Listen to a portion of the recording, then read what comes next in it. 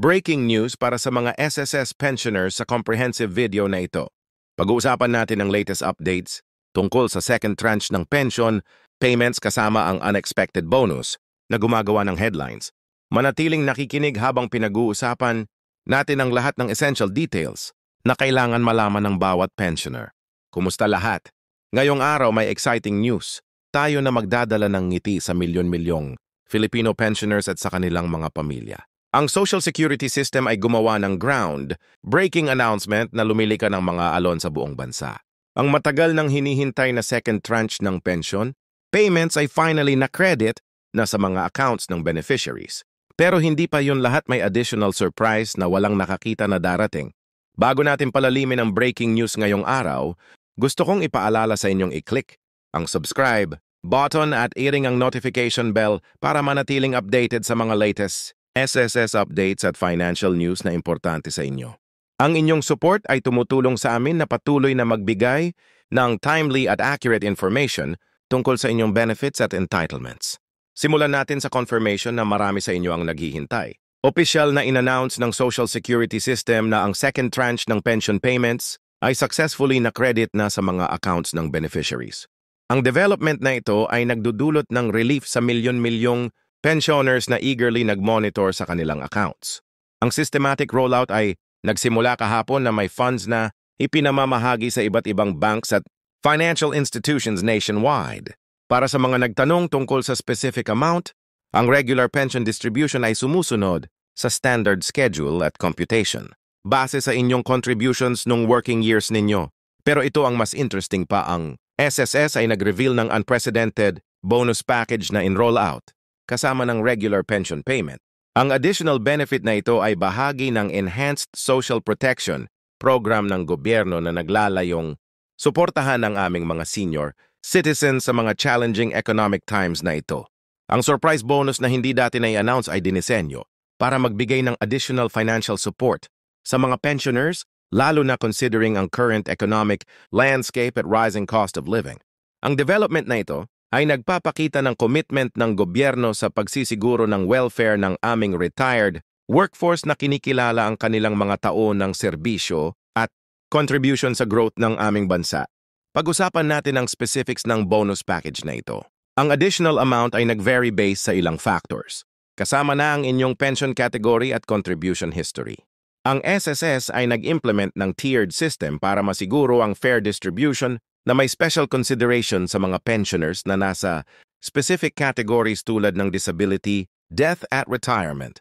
Ang systematic approach na ito ay nagsisiguro na ang mga nangangailangan ng additional support ay makatanggap ng proportionate assistance. Para sa mga pensioners na nakatanggap na ng kanilang benefits ng mahigit 5 taon, may extra reason para mag-celebrate.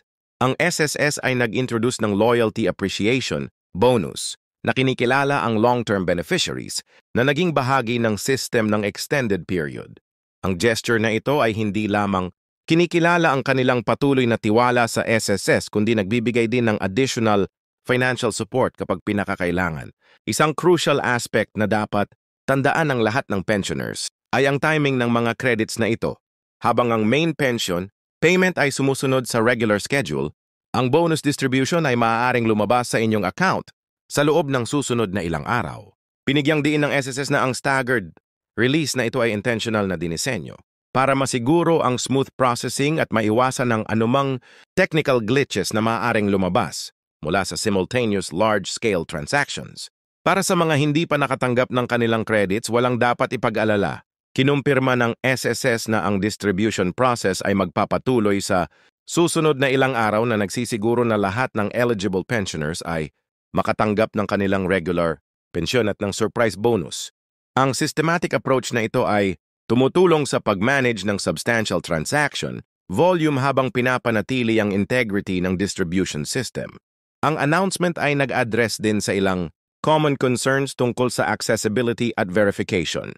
Ang mga pensioners ay madaling makakapag-check ng kanilang account sa pamamagitan ng ibang channels kasama na ang SSS mobile app, website o sa pamamagitan ng pagbisita sa pinakamalapit na SSS branch. Pinalakasan ng organization ang kanilang online platforms para ma-handle ang increased traffic sa panahon na ito na nagsisiguro ng smooth access sa information at services. Ang ginagawang particularly significant ng announcement na ito ay ang timing nito. Sa panahon na maraming pamilya ang nagdeal sa economic challenges, ang additional support na ito ay nagpapakita ng responsiveness ng gobyerno sa mga pangangailangan ng aming mga senior citizens. Ang bonus package ay hindi lamang financial aid. Ito ay mensahe ng support at recognition para sa mga contributions ng aming pensioners sa society, para sa mga pensioners na mas prefer na makatanggap ng kanilang benefits sa pamamagitan ng known bank channels. Ang SSS ay gumawa ng special arrangements para masiguro ang smooth distribution. Ang alternative payment methods kasama ng remittance centers at mobile wallet services ay na-activate para ma-accommodate ang iba't ibang preferences at masiguro na walang eligible beneficiary na maiiwanan. Nag-introduce din ang SSS ng enhanced security measures para protektahan ang mga pensioners mula sa potential fraud or scams sa distribution period na ito. Binigyang diin nila na lahat ng legitimate communications tungkol sa pension at bonus ay dadating sa official channels lamang. Pinapayuhan ang mga pensioners na maging vigilant at i-verify ang anumang communications na matatanggap nila tungkol sa kanilang benefits. Isang interesting aspect ng development na ito ay ang positive impact na inaasahan nito sa local economies. Kapag ang mga pensioners ay nakatanggap ng additional funds, madalas na nagiging increased spending sa local businesses na lumilikha ng ripple effect na nakaka-benefit sa mas malawak na community. Ang economic stimulus effect na ito ay particularly valuable sa mas maliliit na communities, kung saan ang pensioner spending ay bumubuo ng significant portion ng local economic activity. Ang announcement ay natanggap ng widespread approval mula sa iba't ibang sectors kasama na ang senior citizens, advocacy groups at economic analysts. Maraming experts ang tumitingin sa move na ito bilang well-timed intervention na nag-address sa individual needs at broader economic objectives.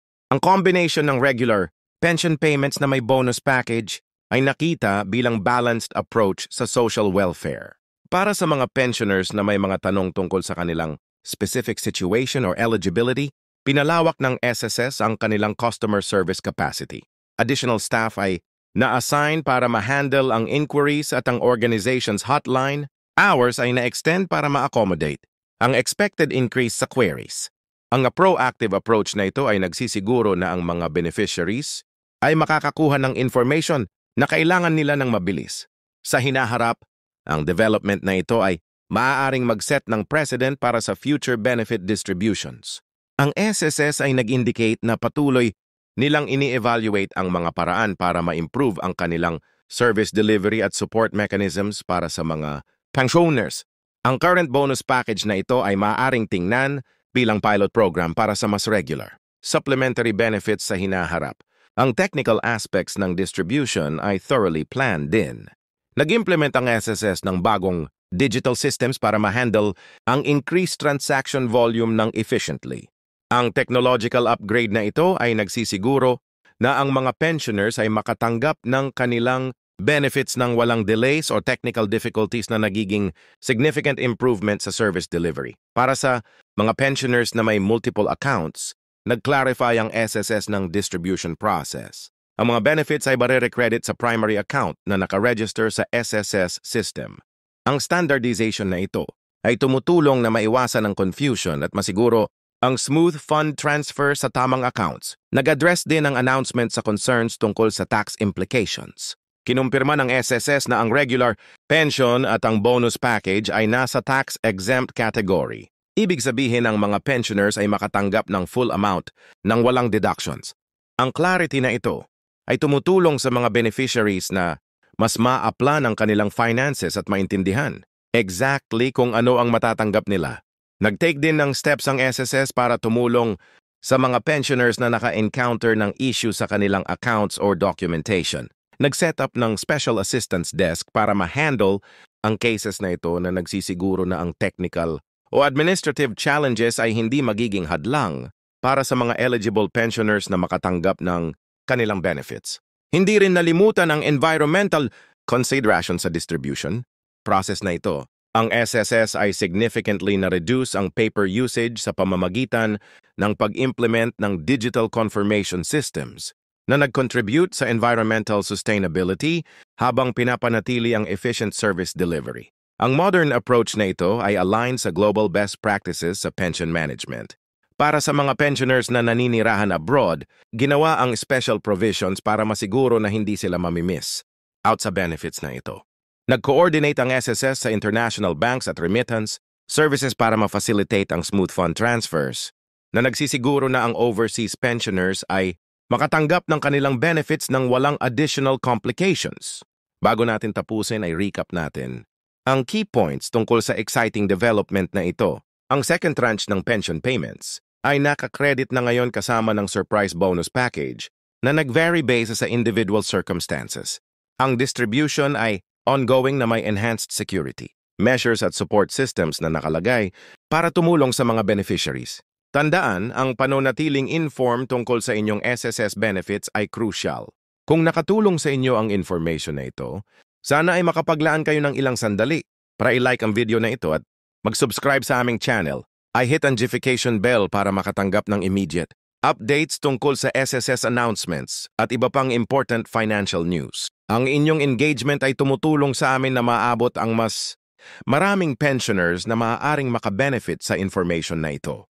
Salamat sa panonood at huwag kalimutang i-share ang video na ito sa mga miyembro ng pamilya o kaibigan na maaaring SSS pensioners kung mas maraming taong makakaalam tungkol sa benefits na ito. Oh,